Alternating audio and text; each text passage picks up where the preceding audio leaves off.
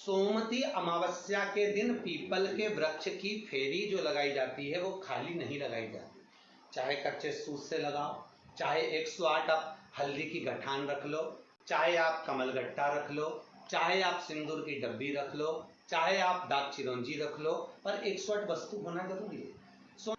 सोमवती अमावस्या का फल ही यही है कि जिन वर कन्या का विवाह नहीं होता, जिन लड़का लड़की का विवाह नहीं होता, जिन पति पत्नी में आपसी में टकरार चल रहा हो, अदालत तक बात पहुंच गई हो, जिस घर में शांति नहीं रह रही हो, आपस में क्लेश बड़ा मचा हो, ऐसी हो गया मन में कि अब ये तनाव बहुत बढ़ गया है, संबंध टूट जाएगा, तो निवेदन है सोमवती अमावस्या के दिन आप भी सोमवती अमावस्या के दिन पीपल के वृक्ष के नीचे जाकर उस पीपल की पूजन कर कर उस पे कुंकु सिंदूर चंदन समर्पित कर कर कच्चे सूत से 7 परिक्रमा करिए।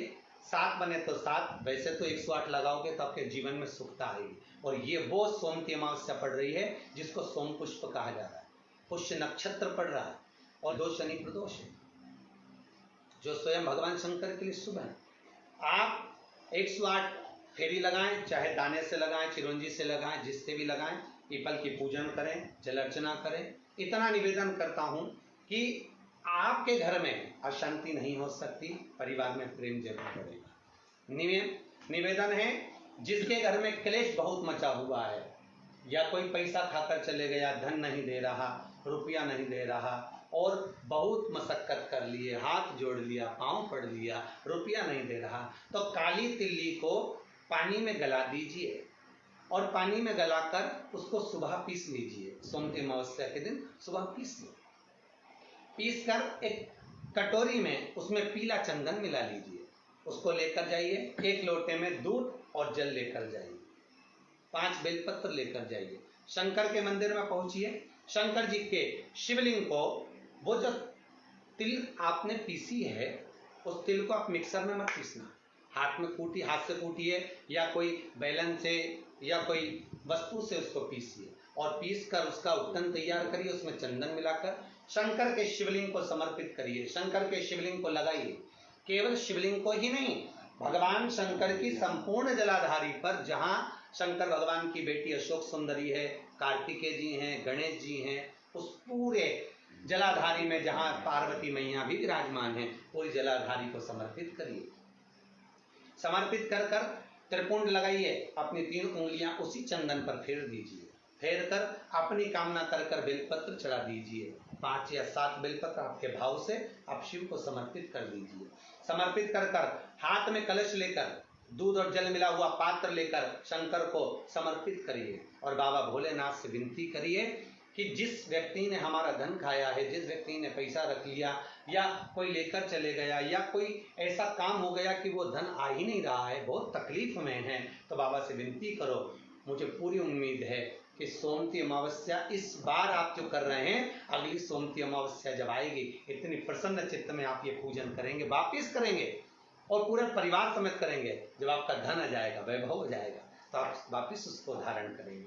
फिर नहीं, और लिख के रखना, अगली सोमवती को फिर करना, जब सोमवती अमावस्या पड़े फिर उसको करिएगा, आपको फल अधिक मिलेगा। मेरा निवेदन, जिन कन्या और वर के विवाह नहीं हो रहे, वो सोमवती अमावस्या के दिन जाकर बाबा पीपल के पेड़ की फेरी अवश्य दें। 108 नहीं बने 7 अवश्य दें।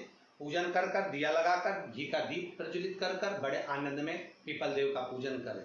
और निवेदन, जिस व्यक्ति को रोग बहुत हो, चाहे शुगर हो, बीपी हो, या घुटने में दर्द हो, कमर में दर्द हो, या बहुत कष्ट का जीवन निकल रहा हो, यहाँ तक कैंसर जैसी भी बीमारी यदि आपको है, तो ये सोम पुष्प को छोड़ना मत ही, सोमवती अमावस्या को मत छोड़ना। निवेदन है, आप एक पात्र जल जिसमें पीला चंदन, पात्र के जल में एक कलश में जल लीजिएगा, उसमें पीला चंदन घोल लीजिए, पीला चंदन घोलकर उसमें थोड़ी सी काली मिर्ची पीस कर मिला लीजिए, काली मिर्ची को पीस कर डाल दीजिए और उसमें 7 बेलपत्र उसके अंदर डाल दीजिए। 7 बेलपत्र के साथ में 7 वृक्ष के पत्ते, कोई भी वृक्ष जो आपके पास में हो, 7 वृक्ष के पत्ते उस कलश में डाल दीजिए। घर से निकलते समय पूरे घर का भ्रमण करते हुए जिस व्यक्ति को रोग बहुत है उस व्यक्ति का स्पर्श कराते हुए वो जल शंकर भगवान के ऊपर समर्पित कर कर थोड़ा सा जल बचाकर, पत्तियां सब शिव जी को चढ़ाकर थोड़ा सा जल बचाकर शंकर की देहली पर चढ़ा दीजिए, शंकर की चौखट पर, भगवान शंकर के शिवलिंग की चौखट पर समर्पित करें। शिवलिंग की चौखट पर समर्पित कर कर उसी जल जो आपने देहली पर चढ़ाया है उसी जल का भाग थोड़ा सा कटोरी में 1 चम्मच के बराबर लेकर आइए। जो व्यक्ति बीमार है उसके शरीर पर उसको छींटा दीजिए। 3 बार छींटा देना है, सुबह, दोपहर और शाम। उसके बाद में बाबा विश्वनाथ से प्रार्थना करिए। शाम के समय घर के बाहर एक घी का दिया अवश्य लगाइए। मुझे पूर्ण उम्मीद है सोमती अमावस्या रोग मुक्त करेगी, अधिक फल आपको प्रदान करेगी, सुख का अनुभव कराएगी, आपके जीवन का कल्याण करेगी। और निवेदन, सोमती अमावस्या हमारे जीवन को फलित करने वाली, सुख देने वाली, आनंद देने वाली, हम उसका लाभ अवश्य लें। जो बच्चे पढ़ने में कमजोर है या कोई विद्या के लिए किसी एग्जाम में बैठ रहे हैं, गवर्नमेंट के एग्जाम में बैठ रहे हैं और बच्चे उस एग्जाम में पास नहीं हो पा रहे हैं या निकल नहीं पा रहे हैं, या कोई टीचिंग के लिए, बैंकिंग के लिए आप अप्लाई कर रहे हो, नहीं हो रहा है, निवेदन है सोमती अमावस्या कल पड़ रही है, 2 स्वस्तिक आपको बनाना है। कितने स्वस्तिक बनाना है? 2 स्वस्तिक। एक स्वस्तिक कुंकू का पीपल के पेड़ पर बनाना है आपको। पीपल के पेड़ पर बनाने के बाद में जमीन पर, भूमि पर एक घी का दिया लगाना है। दूसरा स्वस्तिक शंकर के मंदिर की चौखट पर आपको बनाना है, किसी भी एक साइड में, चाहे राइट में बना लें चाहे लेफ्ट में बना लें। शंकर के मंदिर पर जो स्वस्तिक बनाओगे वो पहले पीपल के वृक्ष के बनाना है। पीपल के वृक्ष के बनाने के बाद में शंकर के मंदिर में शाम के समय आप जाकर स्वस्तिक बना सकते हैं।